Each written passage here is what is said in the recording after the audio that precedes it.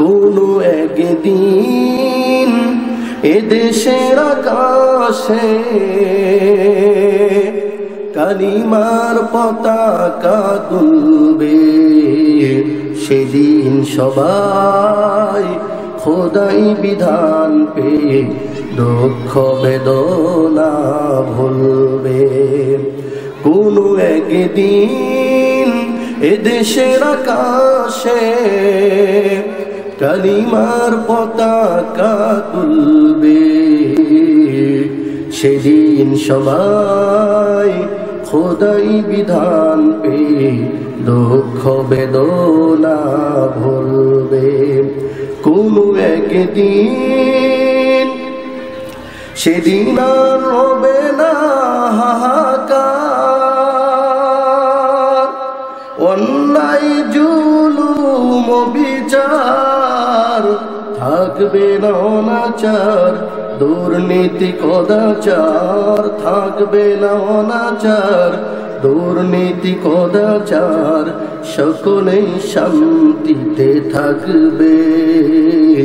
সেদিন সবাই খোদাই বিধান পে দুঃখ বেদনা ভুলবে। বলেন ঠিক কিনা? একাকিনী রুমনি নির্জন পথে যাবে, কোনো জন কটু কথা কবে না, কোনদিন পথে ঘাটে সম্পদের মুহে খোনার রাহাজানি হবে না। সেই দিন আর নই বেশি দূরে, আর কিছু পথ গেলে মিলবে। সেদিন সবাই খোদাই বিধান পে দুঃখ বেদনা ভুলবে। অশান্তির কুপনলে মরিস না ধুকে ধুকে, আয় তোরা দিকে দিকে ছুটে আয়। যতদিন দূরে যাবে ততদিন পিছে রবে, শান্তি আসিতে এই দুনিয়ায়। খোদার আইন সারা অন্য কিছুতে আর মানুষের শান্তি না মিলবে। কথা বলেন ঠিক কিনা? সেদিন সবাই খোদাই বিধান পে দুঃখ বেদনা ভুলবে। কোনো একদিন এদেশের আকাশে কালিমার পতাকা দুলবে, সেদিন সবাই খোদাই বিধান পে দুঃখ বেদনা ভুলবে। বলেন ঠিক কি নাম? আমার ভাই বন্ধুগণ, আমার বাবার, আমার ভাইরা, আলোচনা অল্প সময় চলবে, আপনারা থাকতে রাজি আছেন তো ইনশাআল্লাহ? আমার বন্ধুগণ,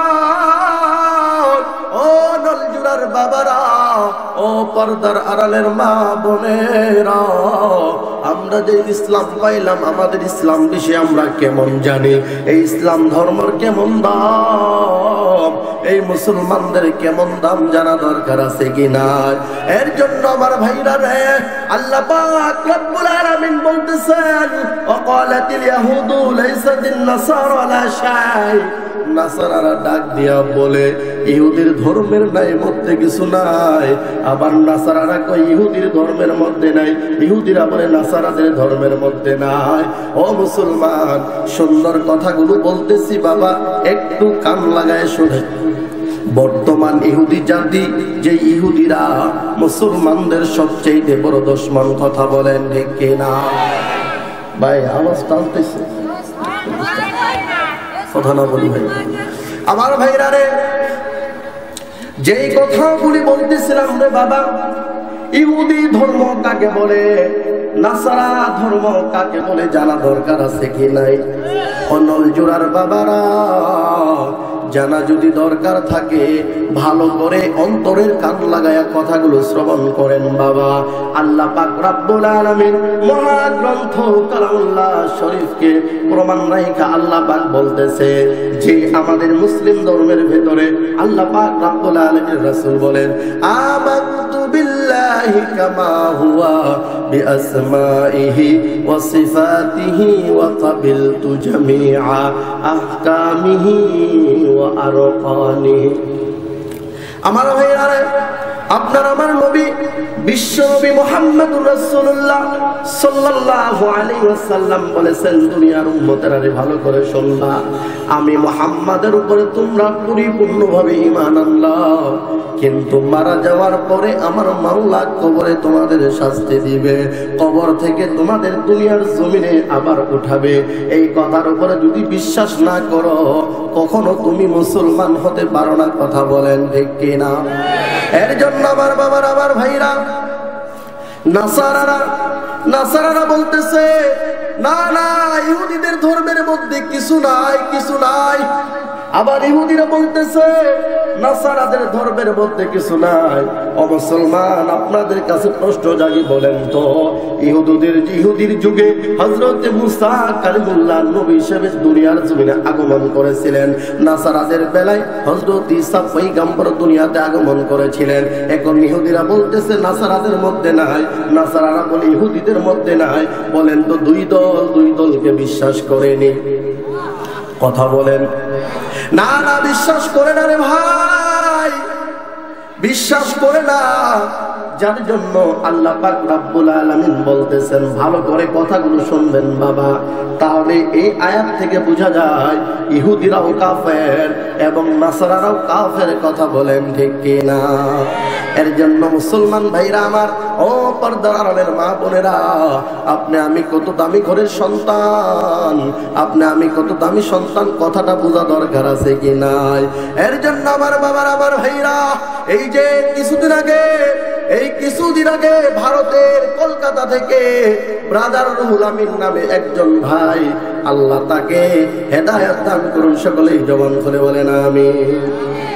আমার ভাইরা, আল্লাহর ওই ব্যক্তি বলছিলেন পয়গম্বর হযরত ইব্রাহিম পয়গম্বর ইহুদি কন্যা, নাউজুবিল্লাহ। এরকম পর্যায়ে প্রত্যেক নবীকে ইহুদি বানায়া ছাইরা দিছে।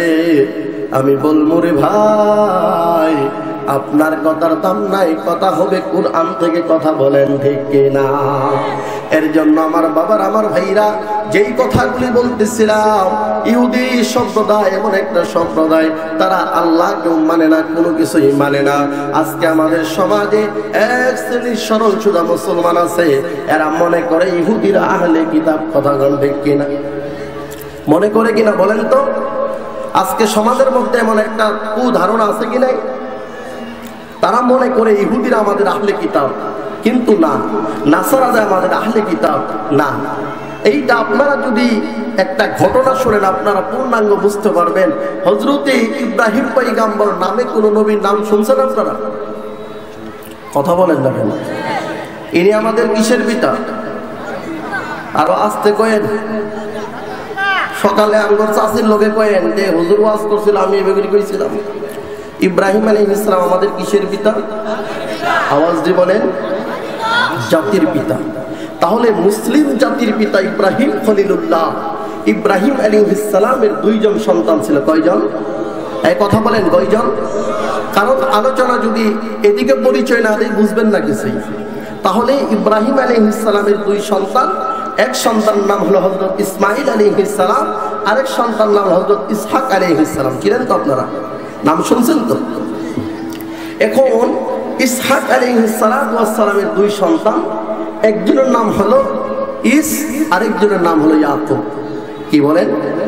ইস এবং ইয়াকুব, এই দুইজন পয়গম্বর। তারপরে ধারাবাহিকভাবে ইয়াকুব পয়গম্বরের 12 সন্তান, এক কন্যা। ওই সন্তান তাফসীরে কিতাবের মধ্যে আছে ইউসুফ আলাইহিস সালামেরও 12 সন্তান, এক কন্যা। কোন কোন রাওয়ায়াতের মধ্যে 2 কন্যার কথা আসে, কিন্তু এক কন্যার কথাটাই সহিহ। আমার ভাইরা, তে এমন পর্যায়ে আস্তে আস্তে আস্তে আস্তে স্তর বাই স্তর আস্তে আস্তে হযরতে মূসা আলাইহিস সালামের জামানা চলে আসলো। দেখুন, মূসা আলাইহিস সালাম যে সময় মানুষদেরকে ডাকতেছেন এক আল্লাহর পথে ডাকতে ডাকতে কিছু মানুষ হযরতে মূসা আলাইহিস সালামের কথা অনুসরণ করলেন, আর কিছু মানুষ মুসা আলাইহিস সালামের কথা মানলেন না। না মানার কারণে হযরত হারুন আলাইহিস সালামকে রেখে গেলেন আল্লাহর সঙ্গে দিদার নেওয়ার জন্য তুর পাহাড়ে। আপনারা শুনছেন না কথাগুলো? তুর পাহাড়ে যাওয়ার পরে হযরত মুসা কালিমুল্লাহ 40 রাত ওখানে ছিলেন, যার জন্য হারুন আলাইহিস সালামের সঙ্গে যারা ছিল এদেরকে গোবৎস একটা বাছুরের ছানা বানাইয়া এক সামেরি যার সন্তান তাদেরকে গোবৎসের পূজা বানাইছে। অনেক লোক এইটা দৌড়াদৌড়ি করে, তখন এই সামিরি বলছিল এইটা তো খোদা দৌড়াইতেছে। ওই সময় তারা ধৈরা এটার ইবাদত করতেছিল। আমার বাবার আমার ভাইরা ইবাদত করতে করতে করতে করতে তারা গুনাহগার যখন হয়ে গেল, মুসা আলাইহিস সালাম আসলেন। আসার পরে তাদের কাছে অনেক নিয়ামতের কথা আল্লাহর কাছে পেশ করতেছেন, আল্লাহর বিষয়গুলো তাদের কাছে পেশ করতেছেন, তাদের বিষয়গুলো আল্লাহর কাছে পেশ করতেছেন। আমার ভাইরা এর জন্য হযরতে মুসা কালিমুল্লাহ আল্লাহর কাছে একদিন ডাক দিয়ে বলে, আল্লাহ গো, আমার উম্মতের মধ্যে দামি কোন ব্যক্তিটা আমার একটু দেখাইবা না? একটু কমান ভাই, সাউন্ড বাড়ান, একটু কমান। তখন মুসা আলাইহিস সালামকে আমার আল্লাহ বলেন, আল্লাহ পাক রব্বুল আলামিন মুসা কালিমুল্লাহকে ডাক দিয়ে বলে, মুসা রে, এ মুসা, এই যে আগামীকাল সকালবেলা তুমি যখন দেখবা একটা লোক যাইতেছে প্রতিমধ্য দিয়া, হে মুসা তুমি মনে করবা এই লোকটা তোমার জাতির মধ্যে সবচাইতে খারাপ। আমার ভাইরা হযরতে মুসা কালিমুল্লাহ ওই উম্মত ঠিক সকালবেলা একটা বাচ্চা কোলে লইয়া যাইতেছে সামান দিয়ে। মুসা কালিমুল্লাহ ডাক দিয়া কয়, আল্লাহ, এই লোকটা এমন খারাপ ছিল এইটা তো আমার ধারণা আগে ছিল না, আমি আগে জানতাম না। কিন্তু আমার ভাইরা আমার আল্লাহর কি খেলা! হযরতে মুসা কালিমুল্লাহ ওই সাকরিত, ওই বেদুইন সাকরিত দিন বুঝে না, দুনিয়া ছাড়া কিছুই বুঝে না বাবা। সন্তানকে কোলে লইয়া একটা জঙ্গলে ঢুকছে। জঙ্গলে ঢুকার পর ডাক দিয়া ছোট্ট সন্তান ডাক দিয়া বলে, বাবা, ও বাবা, এই জঙ্গলের চাইতে আরো বড় কিন্তু কোনো কিছু আছে? ওই সময় ডাক দিয়া বলে, হ্যাঁ বেটা, এই পাহাড় সবচাইতে বড়। সন্তান বারবার জিগায় আর বলে, বাবা গো, ও বাবা, এর চাইতে আরো বড় কিছু আছে। ওই সময় বাবা ডাক দেয়া কল, বেটা রে, আসমান হলো তার চাইতে বড় এমন পর্যায়ে সন্তান বারবার জিগায়। ওই সময় আল্লাহর বান্দা ছোট্ট সন্তান ডাক দিয়া বলে, বাবা, এর চাইতে আরো বড় কোনো কিছু আছে? ওই সময় বাপ ডাক দিয়া বলে, হ্যাঁ বেটা, আমার জীবনের সব চাইতে গুনাহ, এই গুনার চাইতে বড় আর কোনো কিছু নাই। এই কথা বলার পর ছোট্ট বান্দা, কারণ ওই বাচ্চা তো কথা বলতে ছাড় দিতেছে না রে বাবা, ওই সময় ডাক দিয়া বলে, আব্বু গো, ও আব্বু, এর চাইতে বড় আরো কোনো কিছু আছে?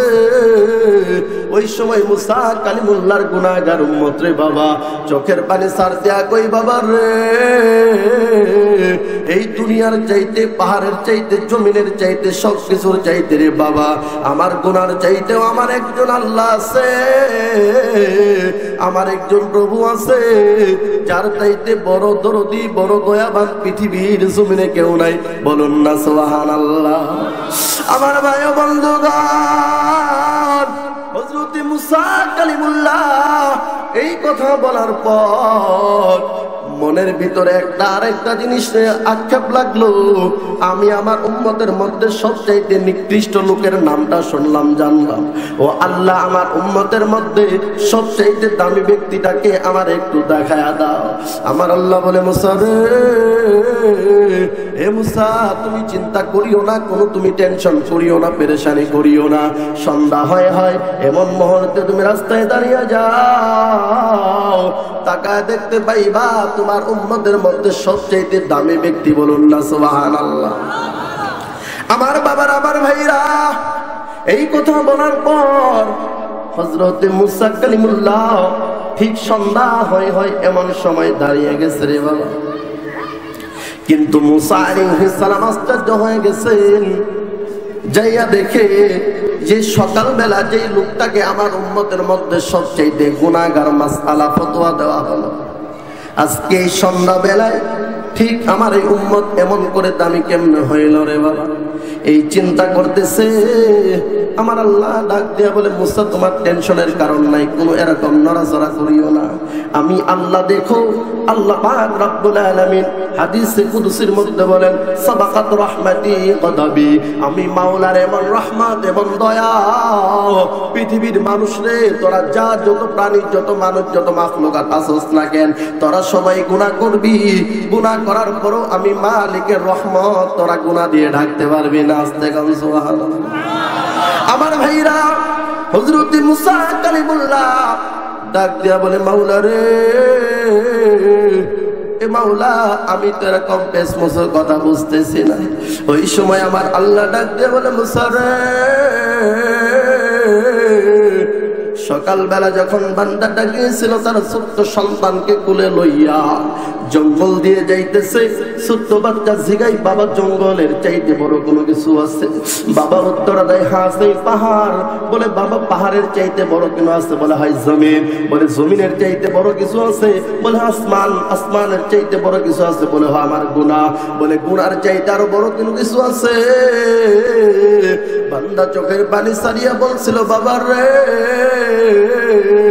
তোমার আমার জীবনের যত গুনাহ আমি করি না কেন, আল্লাহর রহমতের চাইতে আল্লাহর দয়ার চাইতে বেশি গুনাহ কেউ করতে পারে না। বলেন সুবহানাল্লাহ। আমার ভাই ও বন্ধুগণ,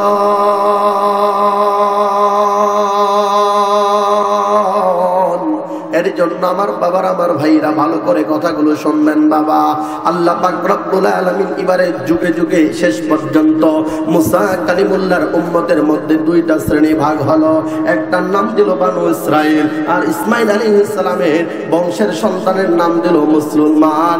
জুড়ে আওয়াজ দিয়ে বলা যাবে কি আলহামদুলিল্লাহ। আমার ভাই ও বন্ধুগণ, হযরতে মুসা কালিমুল্লাহ 9টা মুজিজা আমার আল্লাহ দান করেছিল। আস্তে গান সুবহানাল্লাহ। কয়টা মুজিজা? আরো আস্তে বলেন।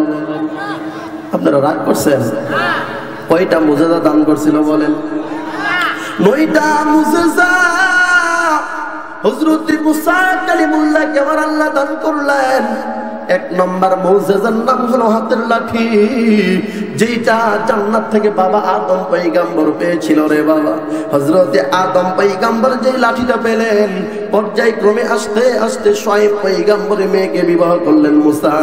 মুসা আলাইহিস সালাম বিবাহ করার পর এবারে ঠিক ওই লাঠিটা হাতে হিসেবে পাইলেন বাবা। পাওয়ার পর মুসা কালিমুল্লাহ এই লাঠির মাধ্যমে বকরির জন্য পাতা বাড়ে যা কিছু করার দরকার তাই করে রে বাবা। 1 দিন নয়, 2 দিন নয়, 3 দিন নয়, এরকম পর্যায়ে দিন যখন আস্তে আস্তে যখন যাইতে লাগলো রে বন্ধুগণ, এরকম পর্যায়ে মুসা আলাইহিস সালামকে আমার আল্লাহ নবুয়তের মোহর দান করলেন। নবুয়তি দিয়া বলতেছেন, মুসা রে, আমি আল্লাহ তোমাকে নবুয়ত দান করলাম রে মুসা। হে মুসা, তুমি টেনশন করিও না, তুমি পেরেশানি করিও না। একজন ফেরাউন যেই ঘরে তুমি বড় হইছো, ওই ঘরে তোমার ওই লোককে দাওয়াত দেওয়ার জন্য যাওয়া লাগবে।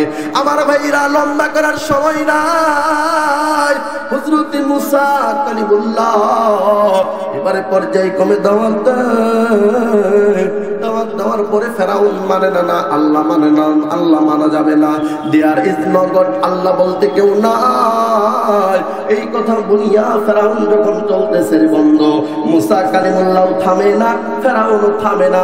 আল্লাহ পাক রব্বুল আলামিন মুসা কালিমুল্লাহ কিবার সুন্দর একটা নিদর্শন দিলেন। মুসা, ঠিক আছে, এরা এত কিছু মানবে না, না মানার কারণে ঠিক আছে মুসা, ও মুসা মনে রাখবা, ও মুসা স্মরণ রাখবা, আমি আল্লাহ যে লাঠিটা তোমাকে দিলাম, হাজারো হাজারো হাজারো হাজারো জাদুবিদদের সাপ, হাজারো হাজারো জাদুবিদদের জাদু থাক না কেন মুসা, লাঠিটা সাইরা দিবা, সঙ্গে সঙ্গে দেখবা হাজারো সাপ খাইয়া ফেরাউনকে খাওয়ার জন্য আগে যাবে। কথা বলেন ঠিক কিনা? আমার ভাইরা রে, 1 নম্বর মুজিজা অনেক বড় লম্বা ঘটনা। দ্বিতীয় নম্বর মুজিজার কথা বলি রে বাবা, আল্লাহ পাক হযরত মুসা পয়গম্বরকে এমন একটা ক্ষমতা দান করছিলেন এই হাতটার ভেতরে, এরকম ভাবে এমন করার পরে এই বাম এমন পর্যায়ে যখন এইটা তোলা করতেন রে বাবা, এই বাম এই কাকের দল যেটাই বলেন না কেন, এই জায়গাটা যখন মুসা কালিমুল্লাহ যখন এরকম ভাবে উঁচা করতেন, সূর্যের আলো চন্দ্রের আলো ফেল হযরত মুসা কালিমুল্লাহ বগল থেকে একটা রোশনি একটা আলো বের হইতো। আস্তে গান সুবহানাল্লাহ। আমার ভাই বন্ধুগণ, এই দ্বিতীয় নম্বর মুজিজা চলে গেল, লম্বা করার সময় নাই। নাম্বার 3, মুসা কালিমুল্লাহর উম্মতগুলোকে দাওয়াত দিতে দিতে আল্লাহ পাক রব্বুল আলামিন এবারে গুসা হয়ে কই তোদেরকে এবারে তুফান দেবো। আমার ভাই বন্ধুগণ, মুসা আলাইহিস সালাতু ওয়াস সালাম এবারে উম্মতদেরকে দাওয়াত দেয়, কোনো কিছুই মানে না, উম্মতেরা উল্টা পাল্টা করে। এবারে আল্লাহ পাক মহাপ্লাবন দিলেন, যেন একবারই ঘর যেন ডুবে না যায়, আবার একবারও যেন নিচু না থাকে রে বাবা। তারা খাইতে পারে না, ঘুমাইতে পারে না, কোনো কিছু করতে পারে না রে আমার বাবারা, আমার ভাইরা, ও নলজোড়ার মা বোনেরা, নলজোড়ার বাবারা, ভালো করে কথাগুলো শুনেন। জীবনকে একবার বুঝান রে মন, কতদিন তুমি দুনিয়াতে থাকবা আমার ভাইরা। এমন পর্যায়ে হাঁটু বানু যখন কোমর পর্যন্ত এসে পড়লো, ওই বানু ইসরায়েলের লোকগুলো আর থাকতে পারে না, কষ্ট করতে লাগলো। ডাক দিয়া বলে, মুসা গো, ও মুসা, ও মুসা, আমরা তোমার দরবারে আসছি মুসা, জীবনে যা গুনাহ করছি, যা অন্যায় করছি, এবারের বারের জন্য মাপ চাই। আমার ভাইরা, আমার বাবারা, আল্লাহ পাক রব্বুল আলামিন বললেন ঠিক আছে। মুসা এবারে দোয়া করতেছে, দোয়া করে ডাক দিয়ে বলে, মাওলা রে, এ মাওলা, আমার জাতির উপর থেকে এবারে ঘর থেকে তুমি পানিগুলো দূর করে দাও। আমার মাওলা পানিগুলো দূর করে দিল। দেওয়ার পরে মুসা আলাইহিস সালাতু ওয়াস সালামের উম্মতরা আবার নাজাত পেয়ে গেল। বলুন না সুবহানাল্লাহ। এবার মুসা আলাইহিস সালাম উম্মতরা নাজাত পাওয়ার পর আল্লাহ পাক রব্বুল আলামিন দেখতেছে তারা আর আল্লাহকে মানতে চায় না। কারণ এমন সমাজের কিছু মানুষ আছে, দেখবেন ঠেহার কাম চলে, চলার পর দেখবেন ওই লোক আর ওই লোকটারে চেনে না। কথা বলেন ঠিক কি? কথা বলেন না কেন? আমার বাবার, আমার ভাইরা, মুসা আলাইহিস সালাতু ওয়াস সালামের কওমরা আবার ঠিক অন্যায় অপকর্মে লিপ্ত হয়ে গেল। লিপ্ত হওয়ার পর আমার আল্লাহ ঠিক এক জাতীয় একটা ব্যাংক পাঠাইলেন। বলেন কি ব্যাংক? একটা ব্যাংক পাঠাইলেন। ব্যাংক পাঠানোর পর বানু ইসরায়েলরা দামি দামি খানা যখন তারা রান্না করে রাখে, যে সময় তারা ওই ঢাকনারে খুলে, খোলার পর দেখে ব্যাংক এমন এমন করতেছে, হা হা করতেছে। ওই সময় এমন পর্যায়ে তারা খাইতে পারে না, চলতে পারে না, লড়তে পারে না, চড়তে পারে না। এমন পর্যায়ে করার পর বন্ধু, এরকম কয়েকদিন কষ্ট করার পর দেখে অনেক লোক না খায় মারা যায়, অনেক লোক শান্তি পায় না, কোথায় ঘুমাবে। ব্যাংক যায় খানার মধ্যে শুধু কষ্ট দেয় না, তার কাপড় ধইরা টানে, তার লজ্জা স্থানে কামড় দেয়, তার জায়গা বে জায়গায় যখন কামড় দেয় রে বাবা, তারা সহ্য করতে পারে না। এমন পর্যায়ে করার পর সব লোক মিলাইবারে হযরত মুসা কালিমুল্লাহর কাছে গেছে, যা বলে, মুসা গো, ও মুসা, একবারের জন্য আরেকবার ভুল করছিলাম, মাফ চাই, এইবার আর ভুল করবো না। ও মুসা, দেও দেও, এবারে আল্লাহর কাছে একটু দোয়া করে আমাদের মাফটা নিয়ে দাও। আমার ভাইরা, মুসা কালিমুল্লাহ হাত তোলা কই, মাওলা রে, এ মাওলা, আমার জাতি ভুল করছে, আমার কওম ভুল করছে, মাওলা রে মাফ করে দাও। আমার আল্লাহ বলে, ঠিক আছে, যা, তোর কওমকে মাফ করে দিলাম। আমার ও নলজোড়ার মা বোনেরা, ও নলজোড়ার যুবক ভাই, বৃদ্ধ বাবাজিরা, আল্লাহ কেমন জিনিস রে বাবা। এরকম পর্যায়ে আল্লাহ মাফ করে দিলেন। এমন পর্যায়ে দেখে তারা ঠিক আবার আগের জায়গায় অন্যায় করতে লাগলো, মূর্তি পূজা করতে লাগলো, কেউ গাছের পূজা, কেউ মাছের পূজা। এরকম পর্যায়ে মুসা পয়গম্বর ডাক দেয়া বলে, তোমরা না বলছো এগুলা করবা না? ওই সময় ডাক দেয়া বলে, মুসা রে, ও মুসা, তুমি যত বড় জাদুবীর, তোমারে আমরা এমন জানতাম না। ও মুসা, না না, তোমার মাওলার কোনদিন আমরা গোলামি করতে পারবো না। যে কাজ আমার দাদাই করছে, যে কাজ আমার বাবাই করছে, তুমি ওই কাজে বাধা দাও, তোমার মতো নবীর কথা মানা যাবে না। তুমি কি আর সাতার নবী? আমার ভাই ও আমার বন্ধুগণ, আল্লাহ পাক রব্বুল আলামিন গুসা হয়ে আবার হুকুম পাঠিয়ে দিলেন। বলে কি পাঠাইলেন? হুকুম চিনেন না আপনারা? আঞ্চলিক ভাষায় কই হুকুম, এইবার চিনতেন তো? আল্লাহ পাক রব্বুল আলামিন এবার হুকুম পাঠাইলেন। হুকুম পাঠানোর পর তাদের চুলে, কারণ শরীরের মধ্যে সব জায়গায় যখন লোম রে বাবা, সব জায়গায় তারা কামড়াইতে লাগলো। কামড়ায় ক্ষান্ত থাকে না, এবারে তাদের শরীর কামড়ায় কামড়ায় এবার উঠাতে লাগলো রে বাবা। এমন পর্যায়ে কয়েকদিন চলে গেল। চলে যাওয়ার পর এবারে মুসা কালিমুল্লাহর কাছে আবার দৌড়ায় যায়, কই মুসা, ও মুসা, জীবনে ভুল করছি, আর করতাম না। ওই সময় ডাক দিয়া বলে, না না, তোমরা এতবার অন্যায় করার পরও মাওলার কাছে ক্ষমা চাইতেছ।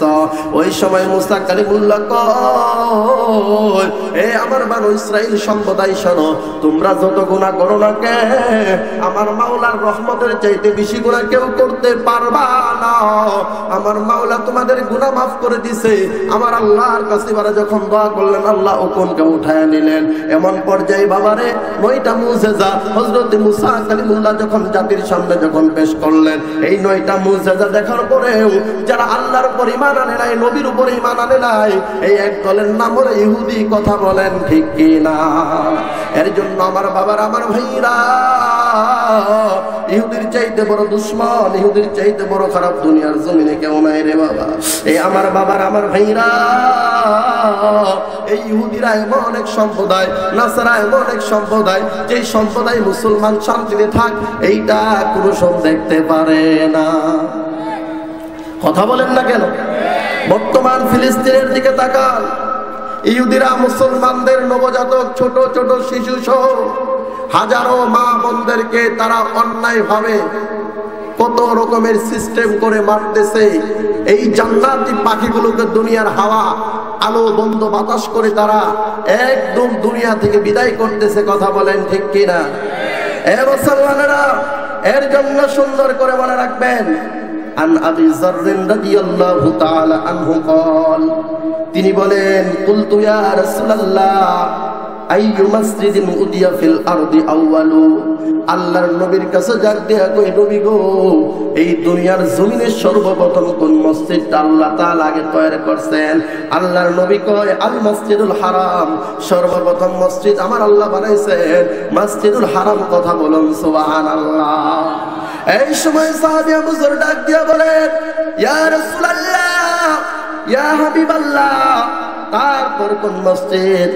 আল্লাহ রাসূল বলেন, আল মসজিদুল আকসা, আল্লাহর পয়গম্বর বলেন দ্বিতীয় নাম্বার মসজিদ যেটা আমার আল্লাহ বানাইলেন, এই মসজিদের নাম হলো মসজিদুল আকসা, যেটা ফিলিস্তিনের জমিনে অবস্থিত। যে ফিলিস্তিনের জমিনে হাজারো হাজারো শত শত নবী ওলি আমার আল্লাহ পাঠাইছেন। কথা বলেন মুসলমান ঠিক না বেঠে? এর জন্য আমার ভাইরা, আল্লাহর নবী রাহমাতুল লিল আলামিনকে সাহাবীরা দিয়া বলে, ইয়া রাসূলুল্লাহ, ইয়া হাবিবাল্লাহ, নবী গো, এই দুই মসজিদের মধ্যে কতদিন ডিফারেন্স? আল্লাহর নবী কয়, আরবাউনা সানা। আল্লাহর নবী কয়, এই দুই মসজিদের মধ্যে 40 বছরের ব্যবধান। কথা বলুন সুবহানাল্লাহ। শুধু তাই নয়, আল্লাহর নবী আরো বলতেছেন, ওয়া আইনামা আদরাকাতাস সালাত, হে আমার উম্মতেরা, কারণ ওই যুগে নির্ধারিত জায়গার ভিতরে যাইয়া গির্জা বলেন, মন্দির বলেন, যা ইবাদত করা লাগতো। হে আমার উম্মতেরা, তোমরা এমন নবীর যুগে আবির্ভাব হয়েছ যেই নবীর জন্ম হওয়ার পরে, এর জন্য কবিরা বলেন, শুধু আজুদাস রহমাতাল লিল আলামিন মসজিদে উশুদ হামারু এ জমিন। আল্লাহ পাক বলেন, তুমি আর মানুষ রে, তুমি খেতে গেছো কাজ করার জন্য, তুমি জঙ্গলে গেছো কাজ করার জন্য রে মানুষ। এ মানুষ, তুমি ওখানে যাওয়ার পর তোমার নামাজের সময় হয়ে গেছে, সঙ্গে সঙ্গে উযু কইরা, পানি না থাকলে তায়াম্মুম কইরা দাঁড়িয়ে যাও রে বান্দা, তোমার মাওলার পায়ে সিজদা দিবা, আর তোমার মাওলা তোমার জীবনের গুনাহ খাতাগুলো মাফ করে দিবে। কন্যা সুবহানাল্লাহ। এর জন্য আমার বাবার, আমার ভাইরা, ইহুদিরা কেমন বড় দুশমন, ইহুদিরা কেমন বড় শয়তান। আরো একটা ছোট্ট ঘটনা যদি আপনাদের বলি রে বাবা, আপনাদের মনটাকে নরম করেন, চক্ষুটাকে নরম করেন রে বাবা। বলেন তো আপনার আমার নবীর চাইতে আসমানের নিচে জমিনের উপরে কোন নবীর দাম আসেনি? পিছনের ভাইরা কয় হুজুর ওয়াজ শুনছি এজন্য কিছুই কইতাম না, ঠিক কি না? আমার নবীর চাইতে আপনার নবীর চাইতে দুনিয়ার জমিনে কোন নবীর দাম আসেনি। আমার ভাই